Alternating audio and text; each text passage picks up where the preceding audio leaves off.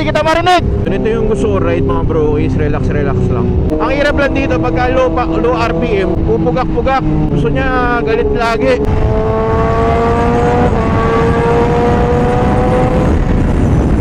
Sa sobrang daming kaganapan sa mundo ngayon, dahil mong problema, isa pa rin naiisip ko, parang ang sarap-sarap mabuhay.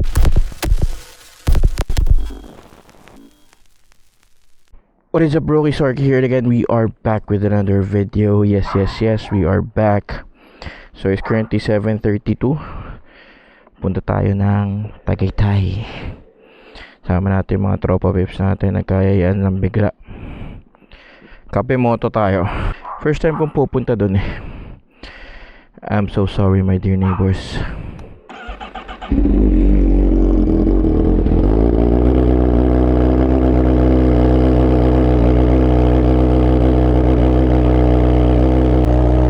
Kung may gas pa to eh. Matagal pa naman siguro gas nito, no? Pina-faultan ko naman nung nakaraan to eh. Siguro naman meron pa to. So tara, samahan nyo ako mga brokies. Let's go. Mic test. Mic test, mic test. Mic test. Natanggal ko yung mic ko sa ano, sa helmet, battery. Mic test, mic test. Oh, sticker brother. Shoutout kay Guyo. Papagas ako sa Petron eh. Sa Petron? Ang haba nung pila dun sa amin. Eh, 1,000 mo na lang. Puno na yan? Nagmatic sir. Sagad ko na. Sagad mo na, sige. Eh, ano? Sige, agad mo na ka. Ganun din. Kaya mo na. 950 mo na lang. Sige, para ano lang. Okay na yan, sige.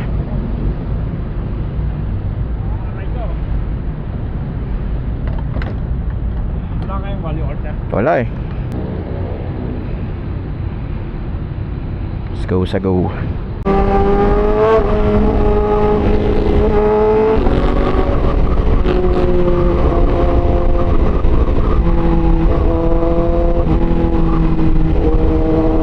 Lugi ako rin sila, relax na relax ako, nakayuko ha. Tagaytay lang naman tayo, budi lang yan. Malay mo soon, di ba? Makadali tayo na maganda-ganda. Sipag eh, rider. Ito talaga yung ano, hindi ko namimiss, yung lubak ng C5. Nakakaumay. Kabad trip yun. Mababad trip ka eh. C5 Gaming.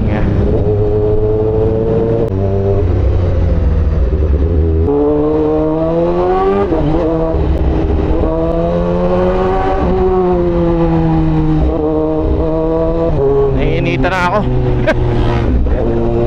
Daming sakyan boy. Majinit talaga pagka traffic. Tapos sabayan mo pa ng mainit na panahon. Party ang singit motorki.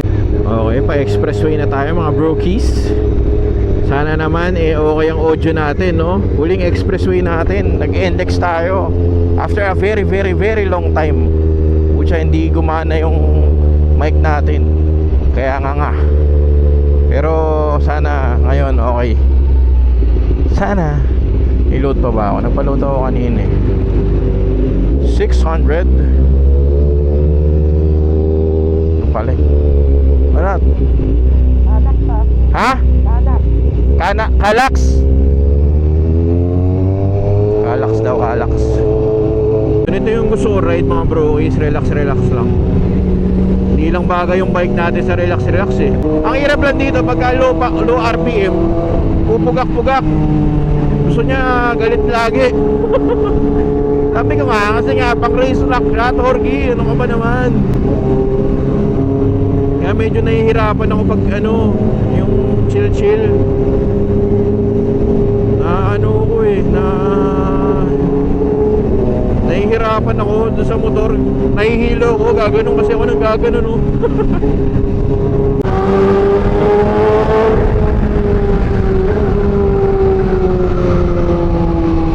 Itong si Pado, tsaka bago-bago lang nagmumotor niyang boy.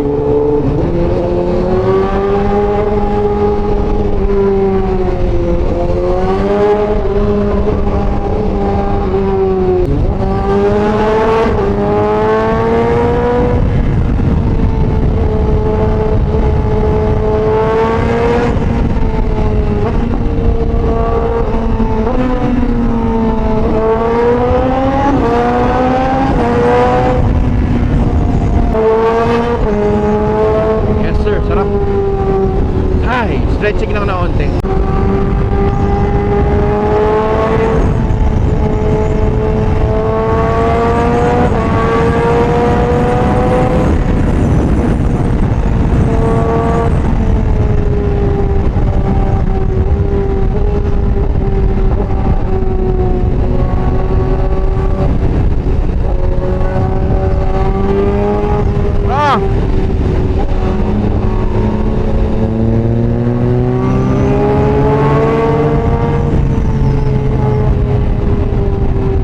Baka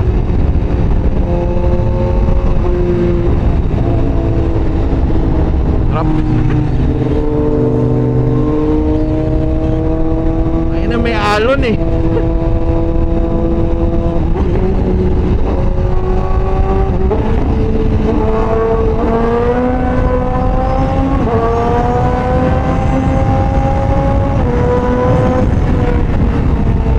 May tropa tayo mga bro, si Dodo. Nickname lang niya yun pero schoolmate natin yan, o kabatch natin nung high school sa Maris. Kasi puro scrambler ang gamit na motor nila eh. Ito yan, wala din puro mga naka-scrambler to eh. So iniinganyo nila ako mag off-road. Pero yung mga literal na hindi naman yung hardcore muna, di ba? Yung mga tamang back roads lang. Which is sa akin, naisip ko parang oo nga no, di ba, hanggat kaya pa halaga natin, pero syempre kailangan dun para sa akin hindi ako ganun katapang nang sasabak ako ng walang training. Syempre mas maganda yung may training dun kasi iba siya eh, ibang level yun mga brokies eh. Proper braking, body position, tsaka yung road condition kasi dun hindi siya normal. So abangan nyo yan. Ang gusto ko talagang gawin is magbe-build series tayo. So from buying the bike, motorcycle gears, ayun. Petron. Ha? Petron? Sunod ako, hindi kita marinig. Hindi kasi ako nakakonect sa karton nila eh. Hindi ako nag-connect kasi gusto ko mag-vlog. Sana ako. So yun nga, from buying gears, from training, tapos siyempre by level naman yan eh. Well, ang goal ko talaga is siyempre first off matuto, second ma-enjoy ko siya, and third hindi ako maging balakit sa mga kasama ko sa ride. Kasi pag off-road boy, siyempre ano yan eh, medyo antay-antayan yan hanggang di nakakatawid yung isa. Antayin nyo yan, di ba? Hassle naman nun pagka tipong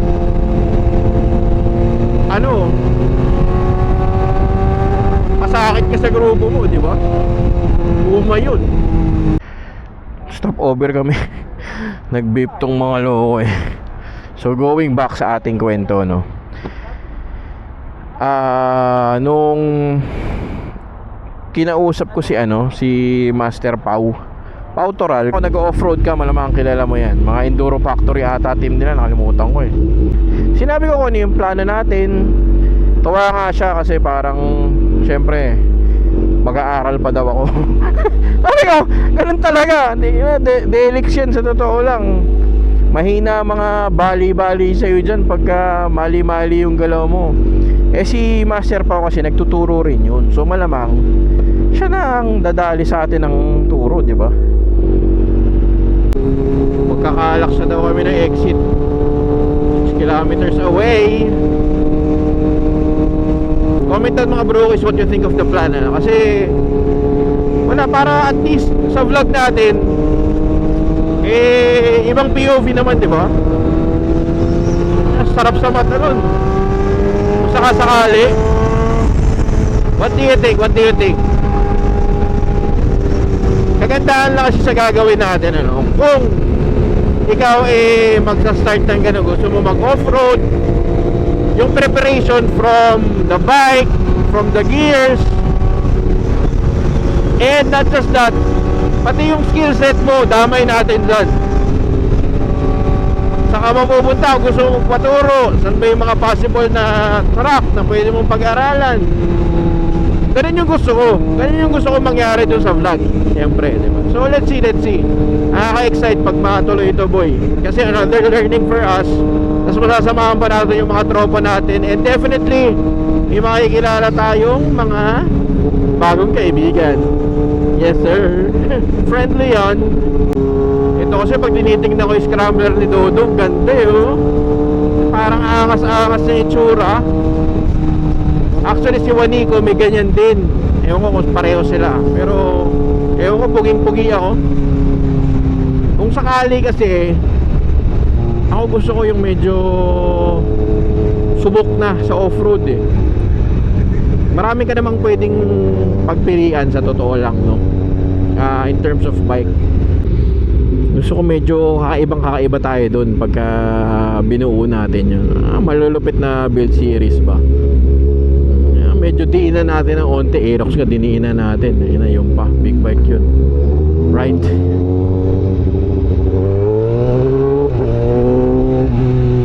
Galax Gaming. Yun oh, ang guwapo. XSR 900. Isa sa mga ano yan, timeless yung itsura ng motor na technically I can say budget friendly pa rin. Tapos hindi siya ganun kahirap i-maintain.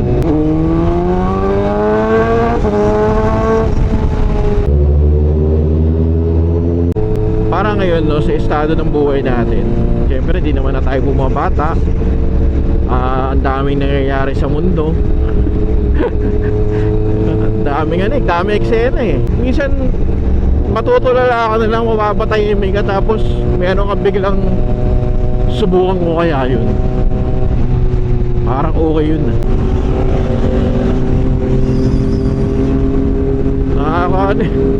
Nakakaaning eh. Tapos bigla mo na lang maiisip na parang kahit sa sobrang daming kaganapan sa mundo ngayon, dahil mong problema, isa pa rin naiisip ko parang ang sarap-sarap mabuhay. Di ba? Especially kasi ito, walang drama-drama, kasama mo, pamilya mo. Minsan aabot ka siguro sa point ng buhay mo na gano'n eh, medyo mapapasabi kang okay na ako, boy. Naisip nyo ba yun? Oo, tamang nagdadrama lang tayo ngayon, no? Wala lang, na-share ko lang naman since medyo dapat chill-chill lang dito eh. Tamang napakwento eh. Santa Rosa, Tagaytay Road.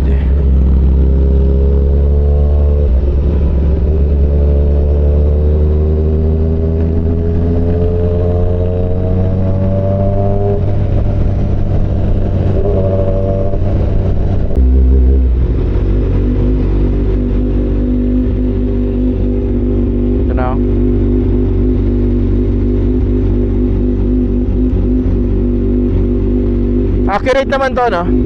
Accurate yung, 1.6 pa pala laman ng sa akin.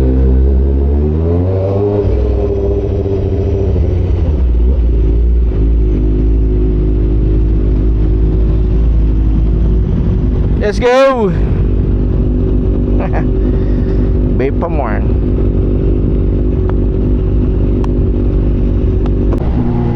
Ito na. Tayo na tayo. Tayo nakakayanin kaya natin yung lamig. Nakatay ni si Vestang ako eh.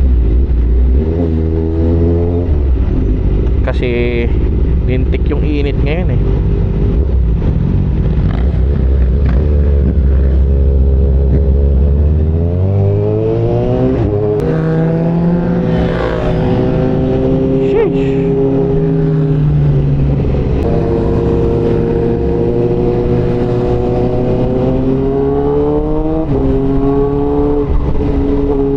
Let's go, Sego!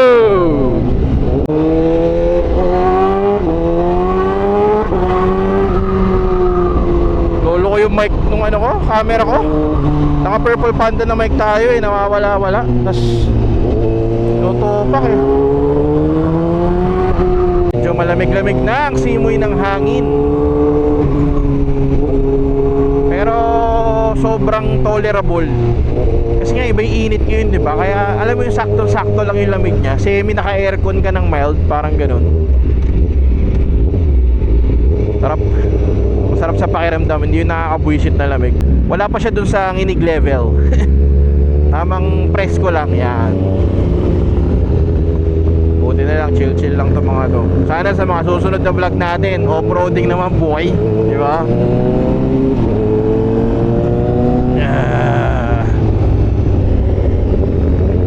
Medyo kakalma ka na pagka nakita mo na yung mga prutasan na yan dito, yun, no? Nasa Tagaytay ka na talaga, boy. Di ba? Sarap sa mata, dikit-dikit kasi yung mga gitinda ng bulaklak. Di ba? Ang tagal ko nang hindi umakyat ng Tagaytay ng umaga ng Sunday. Like, nakamotor, parang breakfast ride. Kasi, dala na kami. Diyan, sobrang daming tao. Dati ewan ko ngayon na medyo may problema sa gas.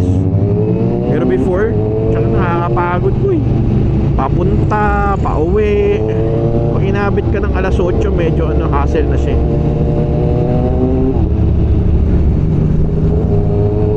Pero sarap pa rin mag-Tagaytay, grabe. Hindi nga ganun kalamig eh. Iba na talaga yung klima ngayon eh, no? Pero okay na to kaysa umuulan. Yan, tumatanda na ata talaga ako. Papagod na ako. Medyo masakit na yung likod ko. Body position ko kasi mali. Dapat kasi sa tangke nakaipit yung hita mong ganyan. Kasi ito malambot lang. Ito natitigasan ko kaya parang sakit ng wrist ko ngayon.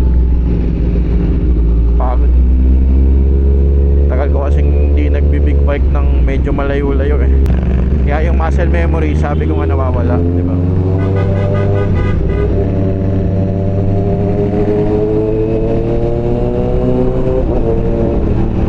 Kasi yung ibang sports bike nga po siya naka-Ironman, naka-sports bike, kaya naman talaga siya. Depende pa rin talaga sa strength mo yun. Sa skills mo, di ba? Ito pupuntahan natin, Kapemoto. First time kong pupunta dito na nakamotor. Dadaanan ko lang naman to pag nag-twin decks kami or Pero hindi pa ako nakakapunta dito nung literal na tatambike talaga. Pero kadalasan nakikita ko sobrang daming tao dito. Hindi ko lang alam ngayon kasi Sunday night. Sana saks lang para may mapwestuhan tayo.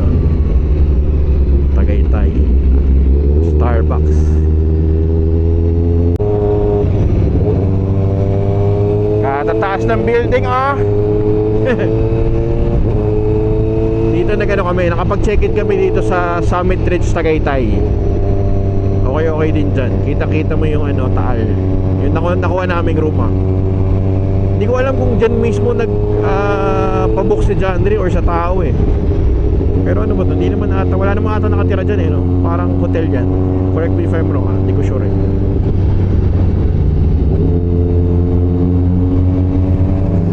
Ito parang go-to namin eh, Tagaytay.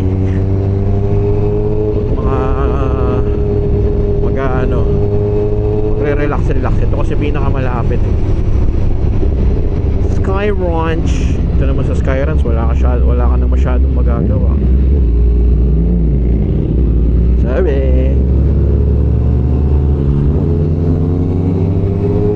Sky Ranch bando, para siyang parang box. Hindi siya ganun kalamig ngayon in fairness. Sakto-sakto lang. Hindi siya masakit sa balat na malamig. Tamang presko lang. Dyan daming tao. Uy, saan kayo pupunta?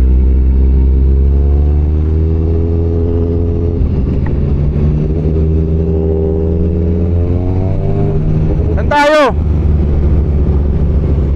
Ha?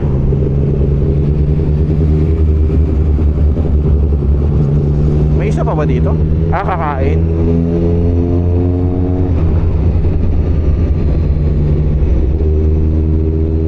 Daming tao.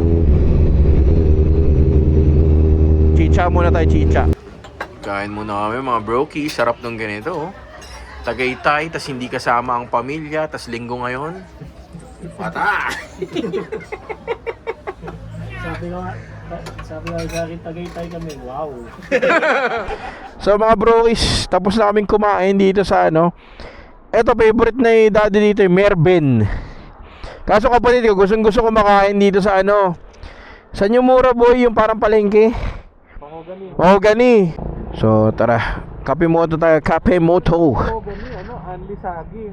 Wala na. Wala na yan, maliliit. Tagal no. Kasi ano, malangaw daw. Hindi, totoo naman.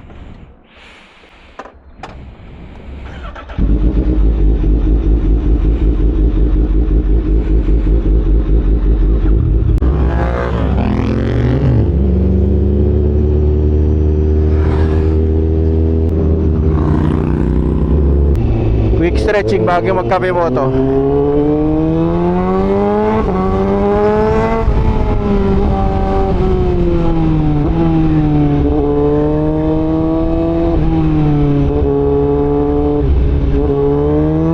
Ay, gago ka. Halampas pa ako, putang ina.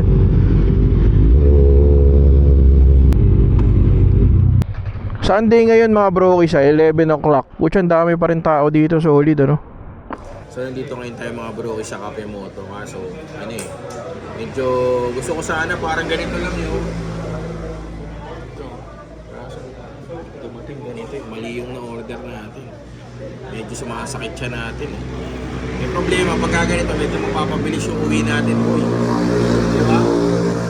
Pero ang dami palang tumatambay dito. May mga manyak tuloy. May mga rider. Hindi, madami tumatambay ah. As in marami. Nag-uwian pa nga yung iba eh.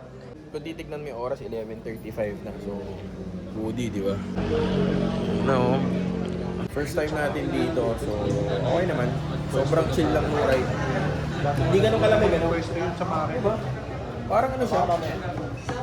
Kasi kahit na, pero malamig na yung akyat natin kanina. Hindi siya ganun kalamig. Saktong-sakto lang. Tingnan yung mga tropa mo, pagka tumatawa, may inaalipusta na naman yan. Tangina. Alam ko yung mga ugali niya. Tignan mo, may inaalipusta na naman yan. Bukay. Malamang may nakitang something to. Ay, mga tropa mong ganyan, di ba? So I think tapusin na natin yung vlog dito mga bro. Again, sobrang... May feeling ko kailangan palit na naked ba?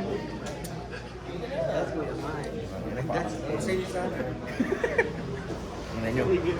Tayo natin. Tingnan natin yung susunod na kabanata. Pero sila rin naman yung mga kasama natin sa off-road. If ever. Yeah, enroll ka rin, di ba? Pato, enroll.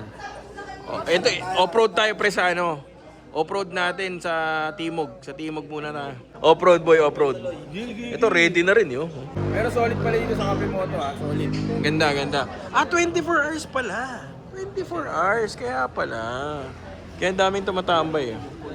Goodie. Tapusin natin yung vlog dito mga bro. Shout.